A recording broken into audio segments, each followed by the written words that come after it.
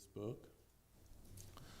And my mind goes to the account where Jesus had resurrected from the tomb, and two of the disciples were on the road to Emmaus, and he met them on the way and explained the scriptures to them. And then after Jesus disappeared from them, they talked to one another and they said, "Did not our hearts burn within us when he was explaining the scriptures to us?" And my desire is that we can experience that same burning in our heart and allow that burning to grow. It's exciting to think about the Lord and the things that he would speak to us through his Holy Spirit. And then when Brother Lewis was sharing about weighed in the balances and found wanting, I appreciated what Ralph brought out, how that we're all found wanting without Jesus Christ. It's about him. But Nebuchadnezzar had been Belshazzar's dad, and Daniel was actually an old man by the time Belshazzar was king there. And when this hand wrote on the wall for Belshazzar, and he was so scared, he knew that message was for him. And he called all his soothsayers and magicians in and wondered if any one of them could tell him the meaning of this. And then the queen came. And I am thinking that might have been Belshazzar's mom. And she said, "There is a man in your kingdom who seems to have the wisdom of the gods. And he would be able to tell you the meaning of this." And so Daniel was brought in, and he's the one that interpreted that for him. But Daniel was an old man and at that time, and Belshazzar, the very night that hand wrote on the wall, he was killed that very night. And Darius came on the throne. And when you go to the last part of the book of Daniel, the book of Esther, according to my timeline, the book of Esther comes about 20 or 30 years later. And there was a king there in Shushan. And that's where his throne was. And if I could describe Shushan, it seems like the king had his big royal palace there. And there was a lot of workers that worked there. And he was a ruler over 127 different provinces. And if you go to the book of Esther, it talks there about, if you would look on a map, it would tell you about the size of, it says he reigned from India even unto Ethiopia, 127 provinces. And Shushan was where his palace was. It had a lot of workers, and it was like a town. And a lot of people lived there. But anyhow, in this, after he was about in the third year of his reign, this king, Ahasuerus, I don't know if I say his name quite right, but Ahasuerus is the way I pronounce it there. And after he was reigning there for about 3 years or so, he made a feast to all the nobles in his kingdom and also the military leaders. And this feast lasted for about 180 days. I can't imagine a feast lasting that long, but 180 days. I would like to just say this at this point. Going through here, there is so much. If you stay in the mode of worship to God, that is my desire for you. There are many thoughts that can come into your minds that the Holy Spirit can put there to allow and enable you to receive a special blessing from God.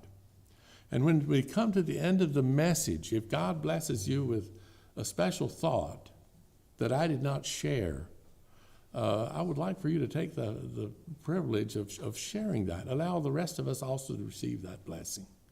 We'd just like to encourage us in that. Don't keep those blessings to yourself. But anyhow, this feast lasted 180 days, and it was at the end of those 180-day feastings that he turned around and made another feast that lasted for 7 days. And there was a lot of wine being drunk. And on the last day of this 7th day, he wanted to show off and to his nobles and to the other different various rulers that were still there, his riches, his majesty, and all the different things. But then on the last day of that feast, he wanted to show off his wife to the nobles there. Her name was Vashti. She was known to be a beautiful woman. And so he wanted to show her off, and so he asked his chamberlains to go and tell her to come. He wanted her to come to him. And it so happened that Queen Vashti was also having a feast for the ladies in the town there that were still there from the other feast. And for some reason or other, it does not really say, she decided to not come. She's not going to do that. And for this reason, it really upset the king, made him mad. You know, a wife is supposed to be subservient to the man, and here he asked her to come, and she didn't come. And so he conferred with his counselors, got them together, and they conferred about this, and they said, listen, king, Queen Vashti has not only sinned against you, she's sinned against every man in your kingdom.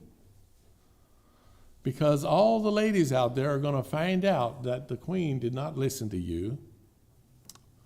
And so it's going to cause that all the ladies out there are going to despise their husbands.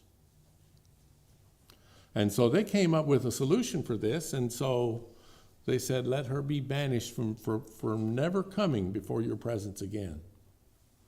And so this sounded right to the king, so he had Vashti banished from being queen. And to replace Queen Vashti, they went on and conferred with him, and the king did not come up with all these ideas himself. His counselors suggested these things, and he accepted a lot of things. Well, to replace Queen Vashti, they appointed officers in all the provinces throughout the land to bring the most beautiful virgin girls and have them here and in a place that was prepared for them. And they would receive purification and beauty treatments for a period of 12 months, after which the king would make his selection. And the way that this happened, and I want you to know this was a heathen king. And in spite of a person not believing in God or giving him recognition, God is the one who sets up kingdoms and brings them down. And he allows things for his purposes, and I do not profess to know what all those purposes are. But in this situation, these girls were brought in and put to the house of women. And after the period of 12 months of receiving their treatments, the girl would be asked to go to the house of the king, and she would spend one night with him. And after spending one night with the king, she would then go to the second house of women. And you can read this in the book of Esther here. And her only recourse from that point on, probably no longer a virgin, she would be cared for, but that would be it for the rest of her life. She would not really have any future other than just be there in the house of women. And I can only imagine the heartache when these officers going through the provinces would take these girls away from their families to take them just at the whim of the king. And then in the middle of all this, there was this young lady by the name of Hadassah. And I don't know if Mordecai changed her name or exactly how that was, but it says her name was Hadassah, but they changed it to Esther. I think they did not want her to be recognized as Jewish. But Hadassah had her parents, I don't know what happened, but her parents were killed and she was an orphan. And because of this, Mordecai was a man there that was a first cousin to her. And he was an older man already, but But Hadassah was his first cousin, and he adopted her. And she so appreciated him for what he did. And she treated him like her father, very obedient to him. And I do not know if they talked about this happening or what, but Mordecai told Hadassah somehow that she is not to reveal her Jewish roots. Do not let anybody know that you're a part of the Jewish people. But he said, going forward, your name is to be Esther. And she was known as Esther. Well, she was chosen and was taken to the house of women. And one thing that I would like to say about Mordecai, and children, if your parents are concerned about you, you are very fortunate.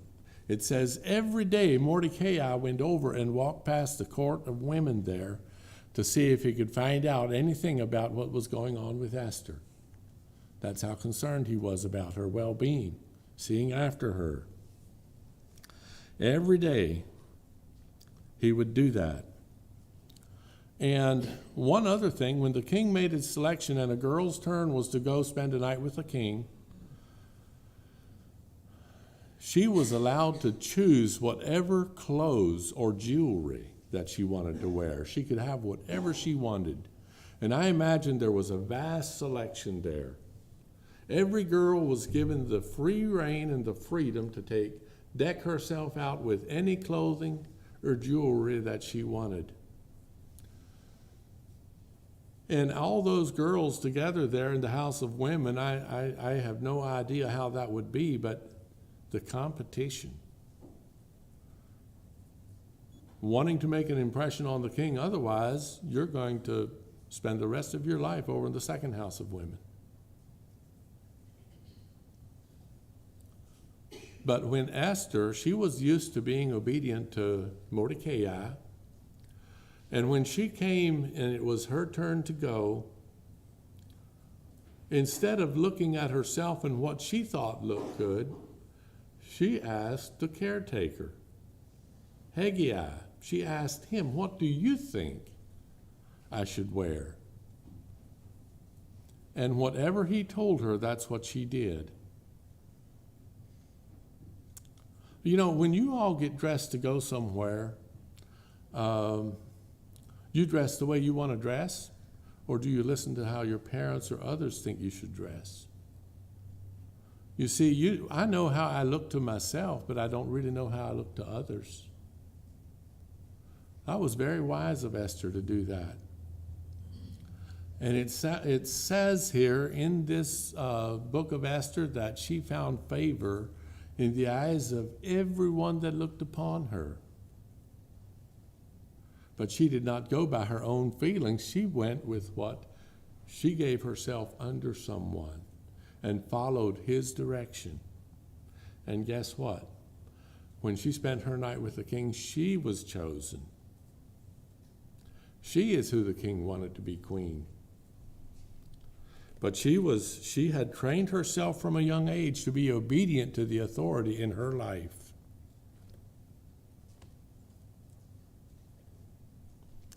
And so when she was chosen queen, the king made another feast, and it was called the Feast of Esther. And in the latter part of the chapter here, where we read about this, is in chapter 2, we read about Bigthan and Teresh. Two of the king's chamberlains were angry with the king. And, you know, and somehow, I don't know if they were conferring together, Mordecai spent quite a bit of time sitting at the gate, at the king's gate, the palace gate. And I don't know if he overheard or what, but somehow the knowledge came to him that these two, Bigthan and Teresh, were plotting to take the king's life. And, you know, we look at them as evil people trying to murder a king. That's, you know, probably how that was. But Mordecai revealed the plot, and the thing was checked out and made known. It came out and found to be true, and Bigthan and Teresh were hung on a tree and killed. But they were angry with the king, and It makes me wonder, when the king made this feast to Esther, he gave a lot of presents away to people, different people. And, what about all those hurting families who lost their daughters just at the whim of the king? And I've wondered already if Bigthan and Teresh, they saw some of the anguish of these parents wanting to come and wanting their daughters back. And I can only imagine, some of the stuff that some of those people saw that the king probably never saw or even spent time thinking about. But anyhow, they were hung on a tree. And after this, the king appointed Haman, an Agagite, to be prime minister. He was over all the other nobles and princes in the kingdom. And he was like right next to the king himself, Haman, an Agagite. And if you remember, Agag was the king of the Amalekites during the time that Saul was king. And Samuel had told King Saul to go and eradicate the Amalekites. And when Samuel came after the war, Saul brought to him King Agag, saved him alive. And Samuel, in that story, slew King Agag. But it makes me think, if they saved him alive, it makes me wonder if his wife escaped. Because this was a descendant of Agag. He was an Agagite. And so I think that there's probably a lot in that story that is not told. But anyhow, this man, he had a vendetta. He was set up over everybody, all the other princes. And the king had let it be known that all the people there that were around the palace gate, whenever Haman comes along, you're supposed to bow down and give him recognition. And Mordecai said that he doesn't bow to anybody but God. And Mordecai was a Jew. He let people know that he was a Jew. But he does not bow to that. And it's so infuriated. Every time that Haman walked through there, everybody did their bowing to him. But Mordecai, he stood there and didn't do anything. And it so infuriated him. He went and conferred with the king, and he told the king that there is a people scattered throughout all the provinces where you reign, that they do not contribute anything to your kingdom. And in fact, your kingdom would be better off if we eradicated these people. And so the king allowed himself to be persuaded, and he took his ring off and he gave it to Haman and said, "Here, whatever you come up with." Haman said, "I'll even pay to have it done." And in the back of his mind, I'm sure he was thinking Mordecai and all the people that he represented. He wanted to have those people all killed out of the land. And so he had letters wrote up and stamped with the ring of the king's seal. And these letters went out to all the provinces. And before he did that, he conferred with a group of counselors, and they did some lots and stuff, and decided that the time for this to happen would be in the month of March. And it fell on the 13th day of March, as if I have my studies correct there. I might be off on that just a little, but I think that's in my mind, March 13th. On this certain day, according to these letters that they had wrote up and sent out by dispatch, on this certain day of March the 13th, all the enemies of the Jews who wanted to would be able to kill the Jewish people, and the Jewish people would not be allowed to defend themselves. It just said they were allowed, and for payment for what they did, they were allowed to have all the possessions and assets that the Jewish people owned. That's what they would get in payment for killing them. And that they would be doing a service to the kingdom by getting rid of these people. And so these letters were sent out, and Mordecai got a hold of one of these letters and read it. And it says, he tore his clothes and he wept with a bitter cry. He dressed in sackcloth. And all among the Jewish populations, there was a great mourning, weeping, and wailing, and fasting. It says many lay in sackcloth and ashes. And when Queen Esther heard how Mordecai was acting, she inquired, what's wrong? What's going on? And Mordecai sent her a message. And in the message, he said that she needed to go to the king and plead for herself and for the lives of her people. Now, the king had a law. There was a law in the land there that the king had an outer court in the throne room where he was, and there was also an inner court. And I don't know exactly how all that was laid out. But if anyone uninvited would come into the inner court, into his presence, by law, that person had to be killed, unless the king would give you recognition and hold up his scepter to you. Then your life was spared. And when Mordecai told Esther that she needed to go to the king and plead for her and her people, she said, the king has not asked for me in 30 days. I haven't seen him. And, if anyone goes in there uninvited, you stand a good chance to lose your life. And, this king had been in contact with so many other women already, she didn't know if she would make a difference or not.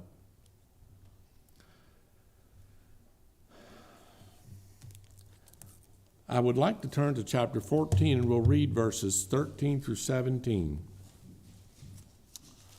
This is in Esther chapter 4. Start reading in verse 13 through the end here. It says, Then Mordecai commanded to answer Esther, Think not with thyself that thou shalt escape in the king's house more than all the Jews. For if thou altogether holdest thy peace at this time, then shall their enlargement and deliverance arise to the Jews from another place. But thou and thy father's house shalt be destroyed. And who knoweth whether thou art come to the kingdom for such a time as this? Then Esther bade them return Mordecai this answer. Go, gather together all the Jews that are present in Shushan, and fast ye for me. And neither eat nor drink 3 days, night or day. I also and my maidens will fast likewise, and so will I go in unto the king. Which is not according to the law, and if I perish, I perish. So Mordecai went his way and did according to all that Esther had commanded him. There's a point I would like to make here, just in brief. Queen Vashti had her beauty, but that did not help her one bit. Beauty fades. And we can see here that Queen Esther and Mordecai, they looked to God for his help. And they got really serious with prayer and fasting in seeking his help. And after this, going into chapter 5, after this, Esther dressed in royal apparel and went to the inner court of the king. She obtained favor in the king's sight, and I can only imagine her relief when she stepped in there, when the king held out his scepter to her.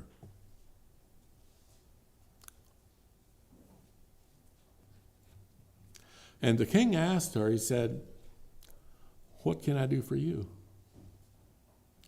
And she merely invited him to a banquet that she wanted to prepare for him and Haman.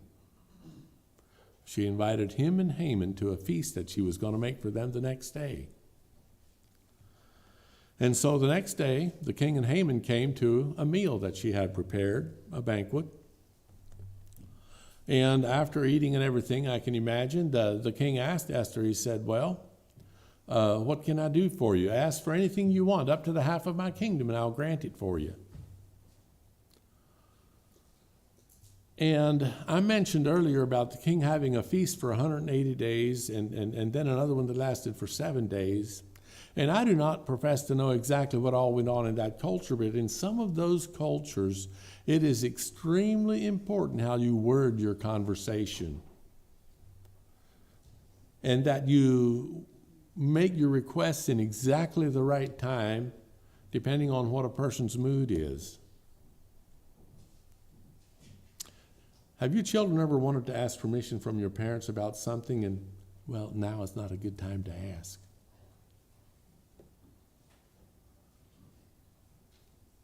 I don't know if that happened or not, but Queen Esther said, I would like to invite you and Haman to a feast tomorrow again. And so Haman and the king went home, and Haman was so full of himself, lifted up with pride. You know, all these other princes and nobles, you know, they were pretty high up in the kingdoms, but whenever I came walking by, they all bowed to him. And he loved that. And so after this invite to Queen Esther, he went home, called his friends together. And he told them about all the promotion that the king had made to him and all the riches he had and the glory that he felt like he had here in the kingdom. And not only that, he also told them about how even Queen Esther invited him to a banquet. And now he's invited to another banquet the next day. And he was so happy telling them all this, and all of a sudden he said, all this avails me nothing as long as Mordecai is there and he refuses to bow to me. You see, that was just like a cocklebur under his saddle that rankled him. And it angered him. And then his wife Zeresh and his friends, they said, hey, we have a solution. Why don't you have a gallows built 75 feet high? And tomorrow morning you go and ask the king for permission to hang Haman on those gallows. And that sounded so good to Haman. He went and had the gallows built that evening yet, probably. And you know, it's really something what anger can do to a person. You know, Bigthan and Teresh were hung, and they were just hung on a tree. Why in the world would Haman need to have a gallows built 75 feet tall? If you're over in our schoolhouse over here, just down the road are some silos. Those silos are 60 feet high. So this gallows would have been another 15 feet higher than that. That's how high they wanted to hang Mordecai so everybody could see. Well, it so happens in this account that Haman had that built. And meantime, that night the king went to bed and he could not sleep. For some reason. And I wonder if in his mind he wondered, you know, what really did Queen Esther want? I don't know. But for some reason he could not sleep. Finally, it was probably way late, probably way after midnight. I don't know, was it 3 o'clock? I don't know what time it was. But he asked someone to come and read the Chronicles to him. Now the Chronicles were like a diary that was kept of day-by-day events and things that happened. In the king's life, they kept a record. And so he asked somebody to read out of those chronicles, and in those chronicles it was read that here some time ago, two men, Bigthan and Teresh, had plotted to take his life, 2 of his chamberlains. And a man by the name of Mordecai had made it be known and was checked out and found to be true, and these men were killed and the king's life was saved. And then the king asked, he said, has anything ever been done to honor this man for what happened? Or has he ever been given any kind of recognition for saving my life? And no, nothing had ever been done. About that time, the king heard someone come in. You know, anybody ever come into the house and you wonder, well, who's here? Well, this king heard somebody come into the outer court and he asked, who's here? And somebody said, well, Haman just came in. And unbeknownst to the king, Haman was coming early to ask the king if he could hang Mordecai on this big gallows he had built, not realizing that the king wanted to honor Mordecai for saving his life. And so he told Haman to come on in, and before Haman could say what he wanted, the king said, hey, Haman, I would like to ask you a question. How would you recommend to honor a man the king wants to honor? What would you say we should do for a man that the king wants to honor? Now Haman was still so full of himself, and he thought to himself, who would the king want to honor more than me myself? So he said, I would recommend that you take the royal clothes that you wear, royal apparel, along with the horse that you ride. Give that into the hand of one of your most trusted advisors, and have them deck this man out with this apparel, and to lead him through the streets of the town, and proclaim in front of him that this is what happens to the man that the king delights to honor. And then the king said, that sounds like a good idea. You go and do that to Mordecai. And I can just imagine, did I really hear that right? You said Mordecai? Yeah, Mordecai. And I can only imagine his heart sinking to his knees. Here he had wanted to request that he hang him on the gallows. His gallows was built there. But there was no way out of this one. And so somebody brought him the royal apparel, and he had to go and get Mordecai and deck him out in this. And he had to lead him all through the streets of the town and say, this is what happens to the man that the king delights to honor. And this was so hard on Mordecai when I imagine, that was so big. Because here was this man that he so despised, and he had to honor him in this way. And after this was done, he went home to his wife and his friends, and he told them all the things that had happened to him that day. And he was so upset with all this, he must have forgot about the second invite to Esther's banquet, that he was late for that. And then it says that the king's chamberlains had to come in haste and get him to go to the banquet.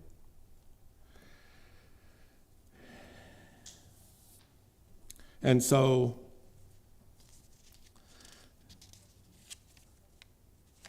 they came to the banquet, and then the king again, after eating, asked Queen Esther, he said, what really is your request? Ask, and whatever you grant up to the half of my kingdom, it will be given to you.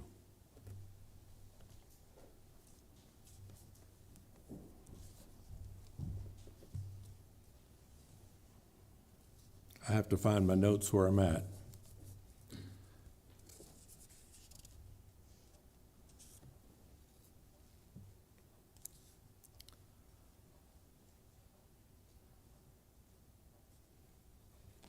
Okay, going to chapter 7, I would like to read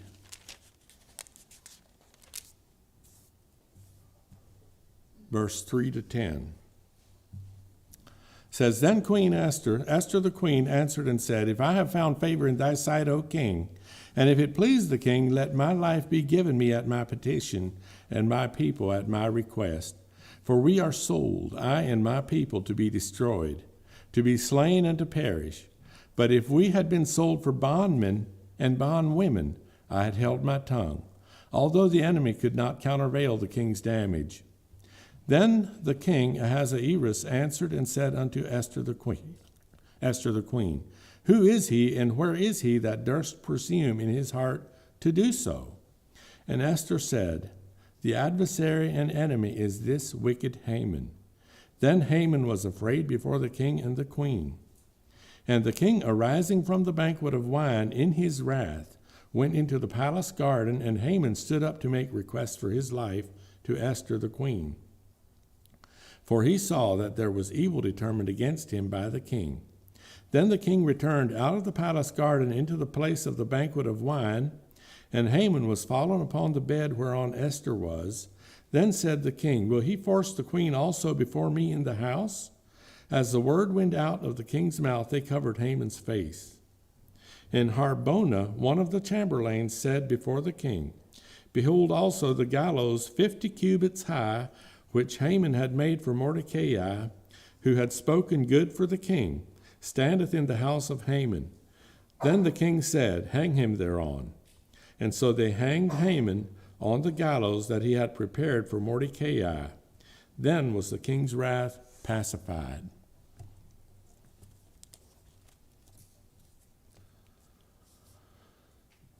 And so that thing came back and fell on his own head. He is the one that ended up hanging 75 feet high for everybody to see. And that is not the end of the story. If we keep reading on, Queen Esther had to come a second time before the king. And the second time he held out his scepter to her. And she again asked, he asked, what can I do for you? And she said, how can I handle to see my kindred destroyed? Because when a decree went out from the king, in the laws that they had, that order could not be reversed. And so Mordecai was elevated to the position of prime minister. And the king gave Haman's house to Queen Esther. And Esther set Mordecai to be caretaker of all that.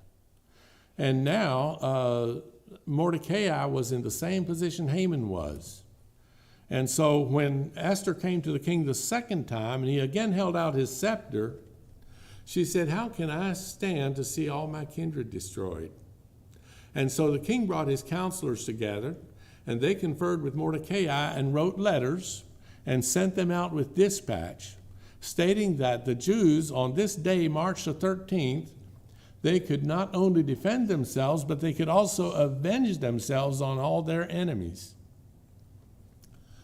And so this was sent out, and there was great rejoicing. And then in the days following, many people became Jews because they had a fear of the Jews. And on that day, March the 13th, there were 500 enemies of the Jews slain in the city of Shushan. There were like 75,000 enemies of the Jews slain throughout all the provinces.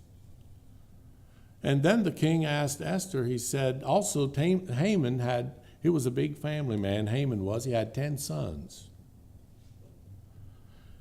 He asked Queen Esther what else could be done after all these people were killed. And she said, let the king allow the next day also the Jews to kill their enemies. And so on the 14th day, there were like 300 or so more men killed in the town of Shushan. And all of Haman's 10 sons were hung on the gallows.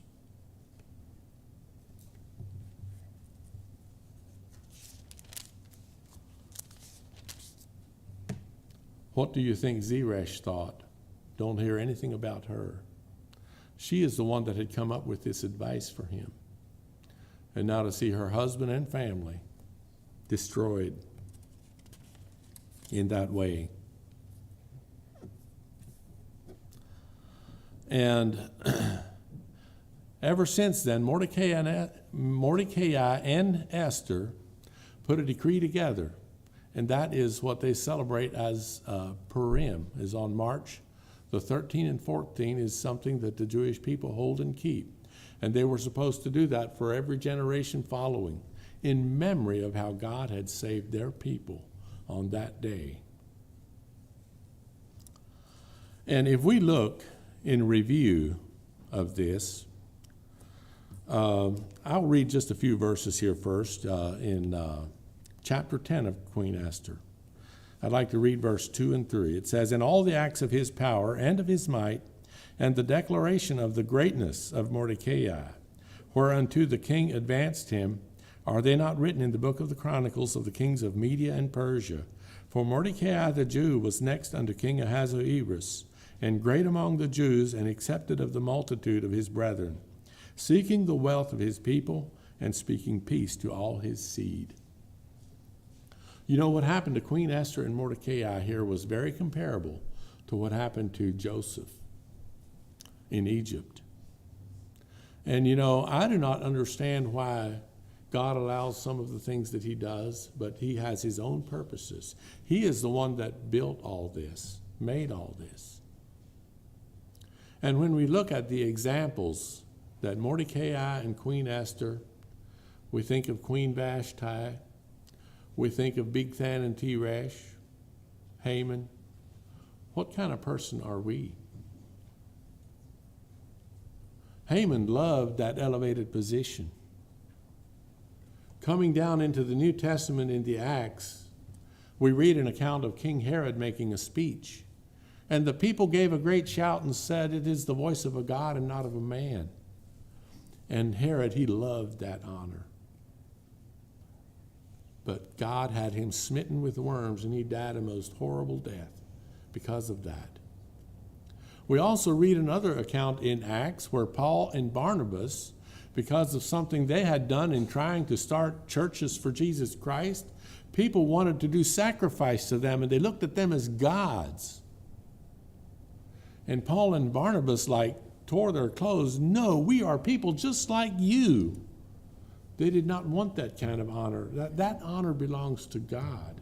We should never allow people to give us that kind of honor. If they do, we should not accept that. We need to give that all to God.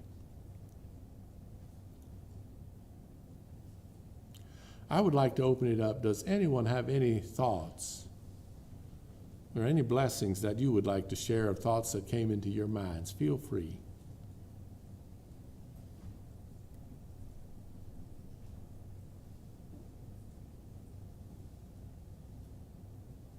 I'm thankful that our government is more civil than they were back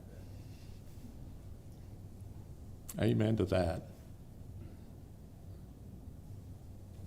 It blesses me to know that the God that presided over his people then is the same God that we serve today. And while he executed judgment much differently in the Old Testament, he still will execute that judgment, maybe in a different time frame or way. We can know that he will, and that his people will not be punished there. Thank you for sharing that.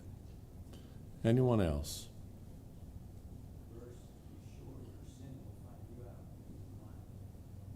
Amen to that.